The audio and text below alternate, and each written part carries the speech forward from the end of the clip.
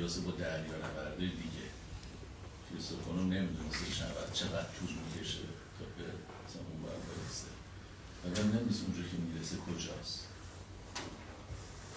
ماجراجویانه بود صدا سفرش، فرق میکنه با دریانوردهایی که تو مسیرهای شناخته شده سفر میکنن، میدونن که مثلا یه هفته تو راه، میدونن که دریا چطوریه، میدونن که مثلا اونجا که برن اونجا کی ازشون استقبال میکنه. در صورتی که کریستوفولو نمیدونه، سال شما مثل کریستوفولو هست و اصلا دستون درد نکنه اسفر ارزنده توضیحاتی که فرمودید هر ستا کتاب توضیحات ارزنده ای بود. من تبرک کردم دیدم چقدر خوب دارید معرفی.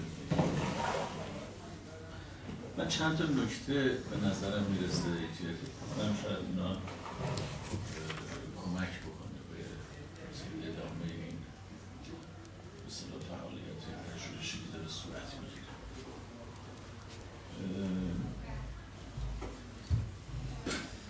یاد دو نفر رو میخوام اینجا ذکر بکنم.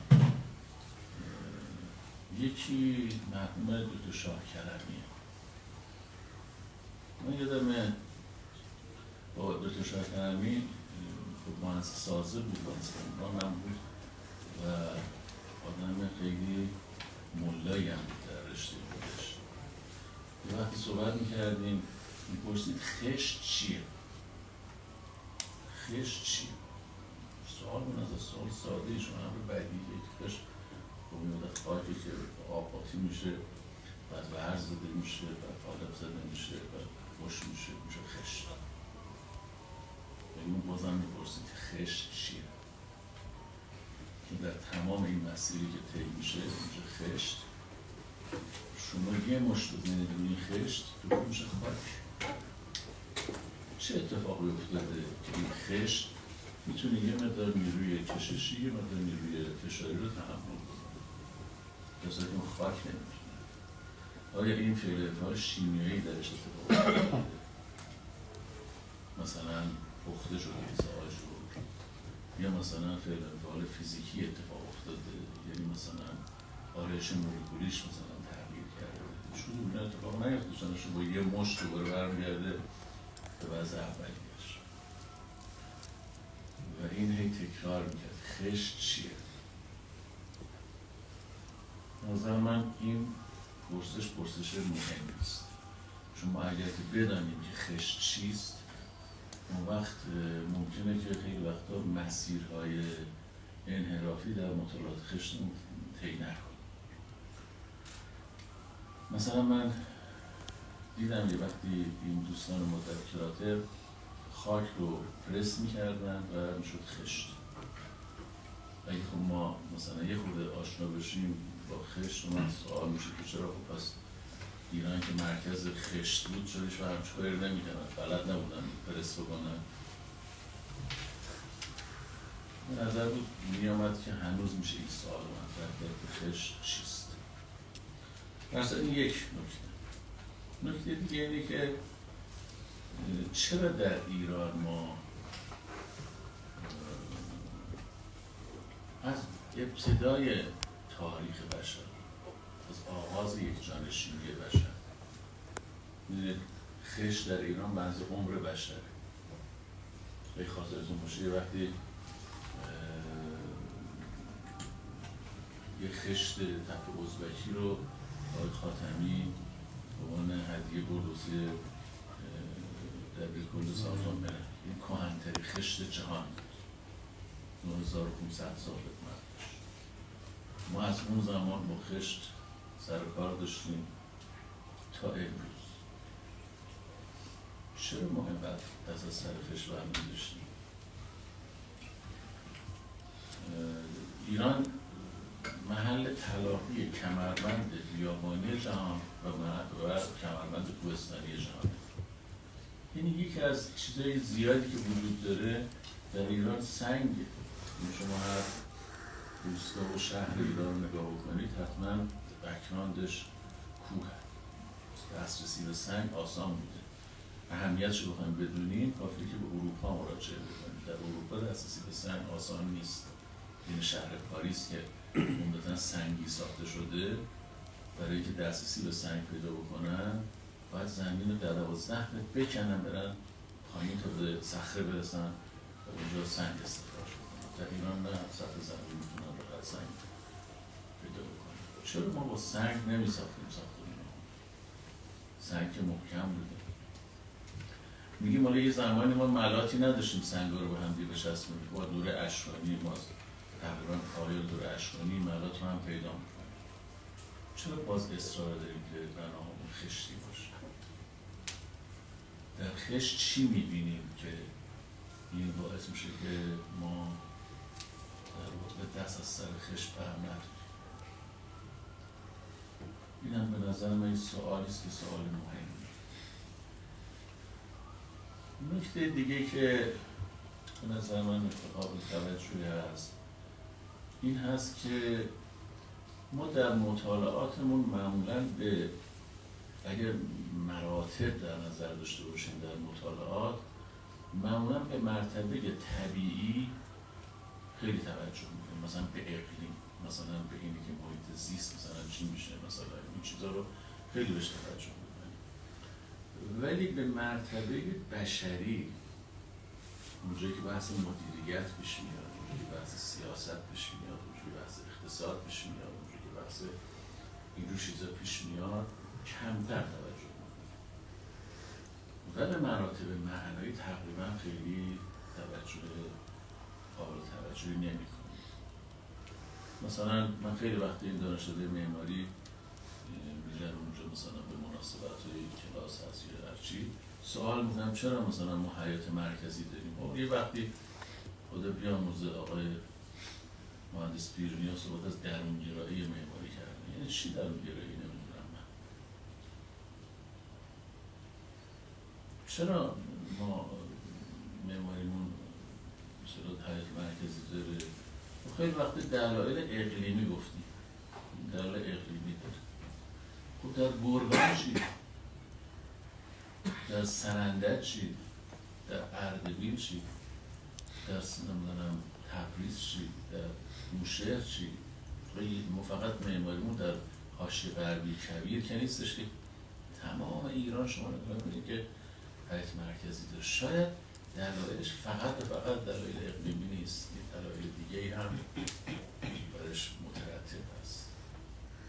در قضیه خشت هم من فکر می‌کنم که این مراتب معنایی اهمیت داره که مورد توجه قرار بگیره. فکر نکنید اونا مثلا شعر مثلا همجوری یه حفاوتیاتی هم مثلا میبافن، اصلش مهندسی، اصلش مثلا این چیزا هست. نه، به نظر من این مراتب همش به شکل یک پارچه به اصطلاح سایش بر هر چیزی وجود داره از جمله خشت.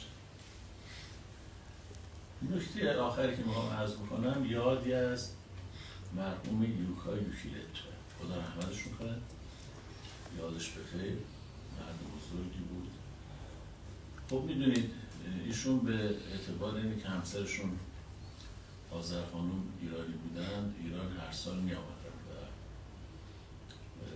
ما هم سوء استفاده میکردیم. هر سال ازشون خواهش میکردیم که سفری رو در مسیری ترتیب میدادیم، ایشون تشریف ببرن این سفر رو و کارگاه‌های مرمت رو بازدید بکنن و نقدی که دارن روی به ما بگن و ما اگر که خطایی در کارمون داریم میکنیم اصلاح بکنیم.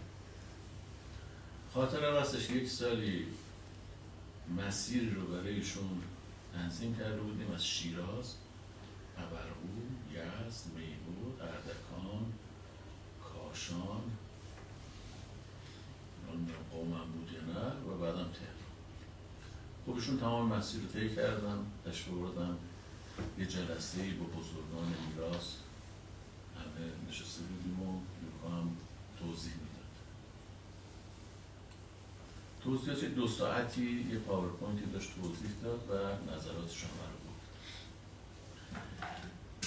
انتهای صحبتاش من چیزی که من جلسه دیگه رسمیتش تموم شد و اینا. خب حالا یوکا چطور بود سفر؟ خیلی عالی. گفتم چطور؟ والا راست شو بخوای من یک مشکلی داشتم در زندگی، تو این سفر رفت شد. گفتم اون مشکل چی بود؟ که مشکل با خانومم. گفتم چی بود مشکل با خانومم؟ گفت والا ما وقتی با هم ازدواج کردیم من مواجه شدم با این که خانوم من خیلی مغروره. من نمی‌فهمیدم چی اینقدر مغروره. بعد با خانواده‌اش هشت پیدا کردیم، دیدم خانواده‌اش هم بسیار مغروره. خب آذر خانم خیلی هم اهل دوست و رفیق بود. تقریبا معمار ایرانی نبود که بره مثلا روم و مثلا بالاخره منزل مثلا آذر خانم نره. گفتش به این اعتبار من دیدم ایرانی ها همشون مغروره. و من واسم سوال بود چرا ایرانی ها اینقدر مغروره؟ این سفر حل شد مشکل. گفتم چطوری حل شد؟ خیلی معمای بزرگه. حالا من تو اردکان موفق شدم که برم در یه بلندی باستم و همه شهر نگاه بکنم. شهر که نگاه کردم دیدم شما حق دارید مغرور باشید. خاطر که یه مش خاک رو شما تبدیل به جواهر میکنید. مردمی که بتونن یه مش خاک رو تبدیل به جواهر بکنن حق دارن مغرور باشید. یادش بخیر. یک حالا در همین ارتباط این که مرحوم یوکا گفت، میخوام یه قسمتی از مثنوی رو خدمتتون بخونم راجع به خاک. میگه این فضیلت خاک را زان رو دهیم که نواله پیش بیبرگان نهیم. ما یه چیزی رو، یه حقیقتی رو از به معنی خاک مطرح. زانک دارد خاک شکل اقبری، یعنی مثل غبار میمونه، و از درون دارد صفات انبری، اما در باطنش یه نورانیتی وجود داره. ظاهرش با باطنش گشته به جنگ، باطنش چون گوهر و ظاهر چون سنگ. ظاهرش گوید که ما اینیم و بس، باطنش گوید نکوبیم پیش و پس. ظاهرش منکر که باطن هیچ نیست، باطنش گوید که بنمایی بیست بیست بیست تماشا. ظاهرش با باطنش در چالشند، لاجرم زین صبر نصرت میکشند. زین ترش رو خاک صورتها کنیم، خنده پنهانش را پیدا کنیم. زانک ظاهر خاک اندوه و بکاست، در درونش 100,000 خنده هاست. کاشف و سری کار ما همین، کین نهانها را برآریم از کمین. گرچه دزد از منکری تن میزند، شحنه آن از عسر پیدا میکند. یه خاک مثل سارقیه که اون گوهر رو پنهان کرده، میگه حالا شحنه میاد او رو شکنجه میده و تو دلش و زیر زبونش میکشه اون راز رو. فضلها دزدیدهند این خاک ها، تا مقر آریمشان از ابتلا. یعنی اینه که ورزش میدیم، اینه که حکرش میکنیم، میپسیمش، اینا همش در واقع ابتلاعاتی است که میدیم به خاک تا اون حقیقتش رو آشکار میکنه. ببینید فرهنگ ایرانی فرهنگی است که هر فرهنگی در محیط خودش به کیفیتی تصرف میکنه، تأثیر میذاره.